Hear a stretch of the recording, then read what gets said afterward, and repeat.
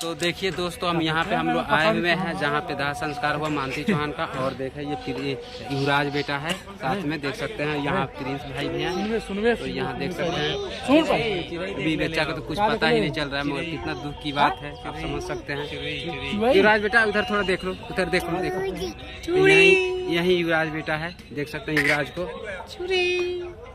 2-4 दिन पहले अपने माँ के गोद में खेल रहा था। इस टाइम देख सकते हैं यहाँ पे ऐसा दिन आ गया है, बहुत दुख की बात है। बेटा बाय करो तो बहुत बड़ा यूट्यूबर बनेगा, बढ़ने का बेटा। एक दिन आप लोग प्यार दीजिए, सपोर्ट कीजिए, इसी तरह बच्चा एक दिन बहुत बड़ा यूट्यूबर जरूर बनेगा। क्या करे जब किस्मत जिसका खराब हो, क्या जानिए क्या हुआ कैसे हो गया कौन जानता है, इसका जरूर बनेगा। कुछ कहिए थोड़ा शब्द है भाई, मैं कुछ नहीं कह सकता। क्या कहे, इसलिए कुछ नहीं कर सकता आदमी, क्या हुआ कान में। देखिए भगवान क्या करेंगे आगे।